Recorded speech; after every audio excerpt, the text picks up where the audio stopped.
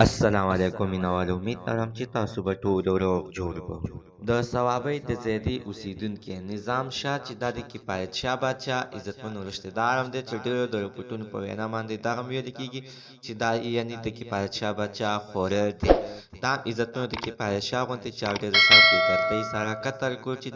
چې تر اوسه پورې د قاتلانو پته هم لا نه ده لګېدلې اعظم مینوال د مشرانو خبرې تاسو سره موږ شریک کوو چې ټول معلومات تاسو سره په دې ویډیو کې شیر کوم چې دا ویډیو تر اخره پورې وګورئ چې تاسو ته پوره معلومات در ورسیږي د معلومات نه مخکې زه تاسو ته دا یادګینه وکړم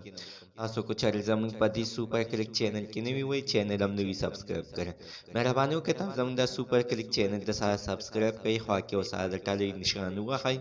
چې هر یو نوی معلومات ویډیو تاسو ته په اسانۍ باندې در ورسیږي عزتمن ورسره دغه شانتي بې ګناه قتلونه کېږي چې تېره ورځ په صوابۍ په زیدۍ کې نظام شاه خلک چې ډېر سخت بې دردۍ سره قتل کړو مینوال تاسو ته دا هم یادوي چې د ده ماما هم چې دغه شانتي بې دردۍ سره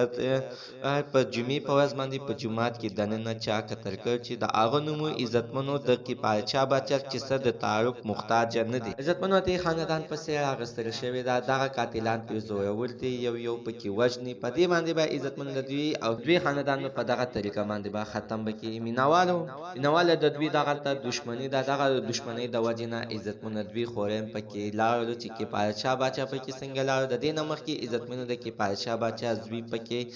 تلو چې چا بې دردۍ سره قتل کړی او عزتمن چې هغه ټیم کې کفایت شاه بادشاه په دوبۍ کې د دوبۍ نه راغلی مینوالو دوی خپله بدله واخیستله خو په هغې کې دوی جیل ته هم تللي چې دوی په ضمانت باندې اخلاص شوي اوس تېره ورځ عزتمنو د دوی خورې هم چا بې دردۍ سره قتل کړو ولې زموږ د دې ویډیو مقصد همدا دی چې هېڅکله دښمني مه کوئ دښمني د ښه سره نه ده پکار دا خو له انسان دی مینوال د یو انسان قتل د ټول انسانیت قتل دی انسانان مه وژنئ زموږ د عزتمن تر نن ورځې معلومات د دې پورې د نوي معلومات لپاره د سره زموږ د سوپر کلیک چینل د سره سبسکرایب کړئ خوا کې او سره د ټلۍ نښان ووهئ هر یوه نوي معلوماتي ویډیو تاسو ته په اسانۍ باندې در ورسي